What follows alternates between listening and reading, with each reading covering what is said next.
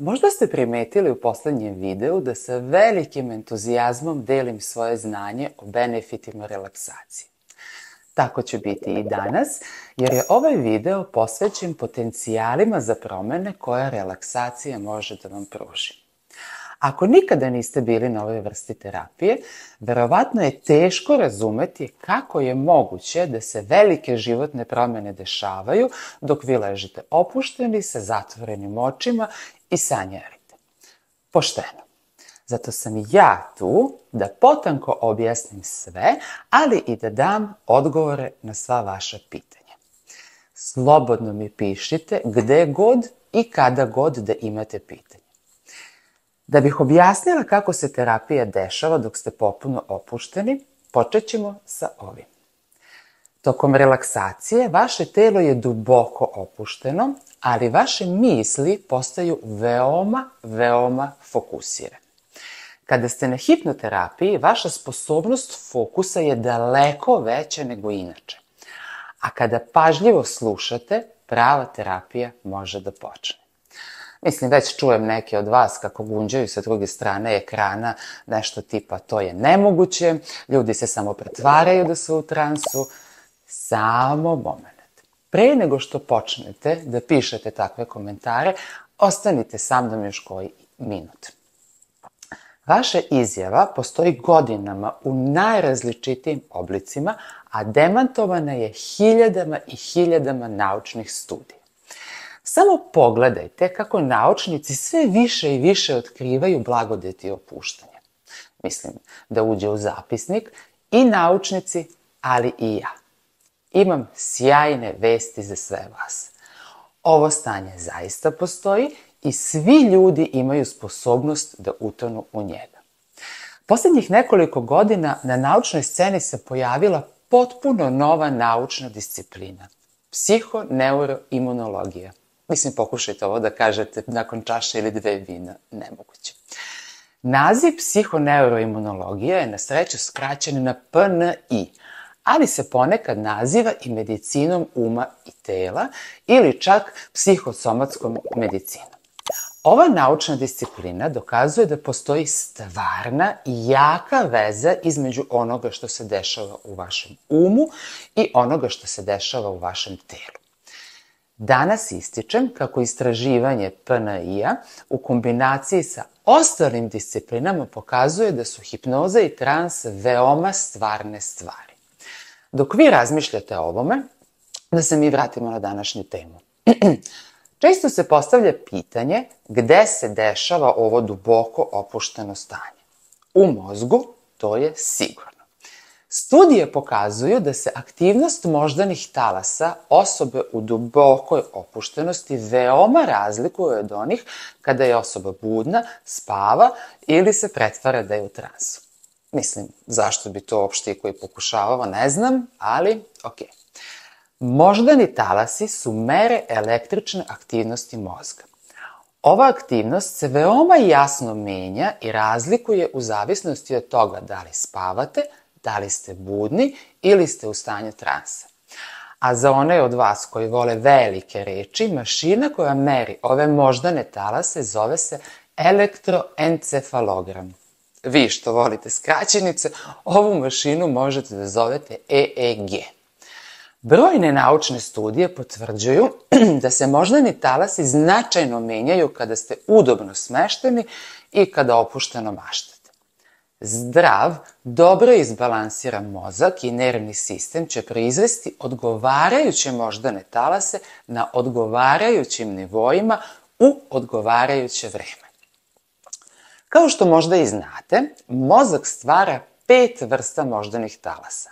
Alfa, beta, delta, gama i teta. Pa hajde da malo više popričamo o njima. Većinu budnih sati provodimo u beta stanju, ali kako se ljudski moždani talasi usporavaju na između 8 i 13 ciklusa u sekundi, čovek ulazi u alfa stanje uma. Tada se otvaraju vrata između svesnog i podsvesnog uma i postaje lakše pristupiti sećanjima i skladištenju novih, zdravijih i kreativnijih informacija.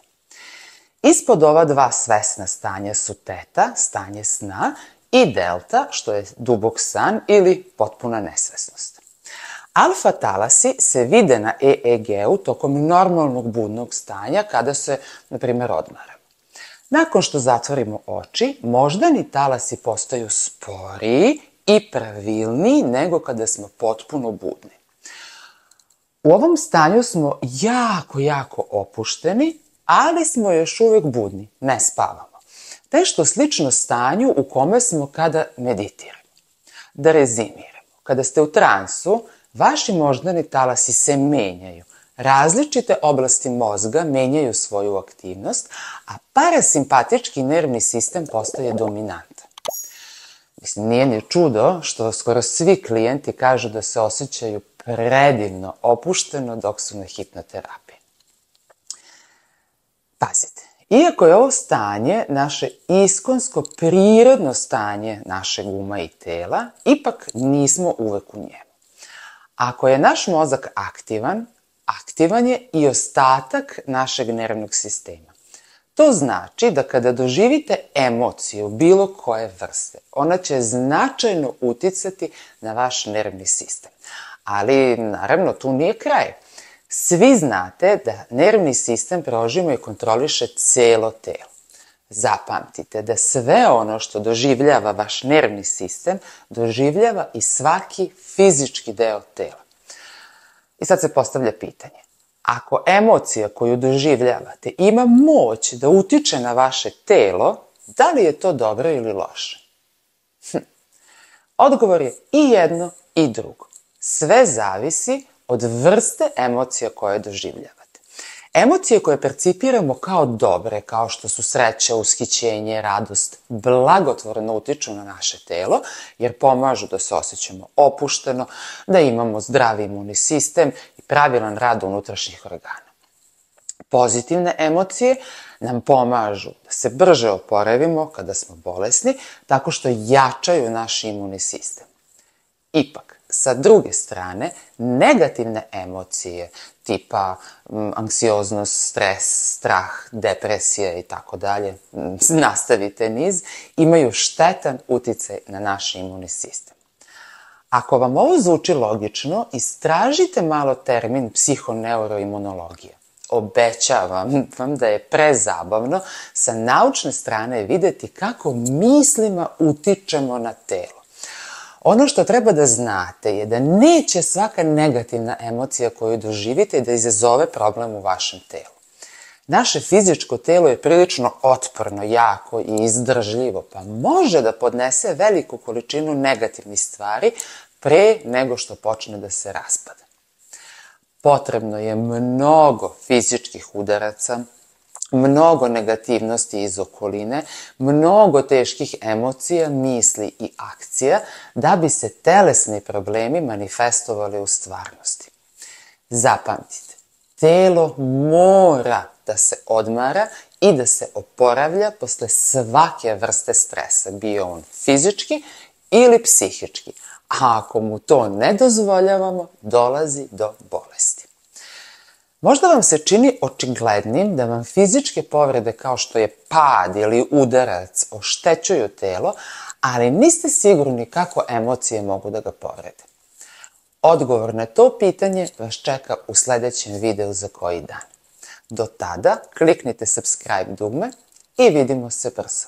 A kao i obično, ako imate bilo kakve pitanja, pišite mi.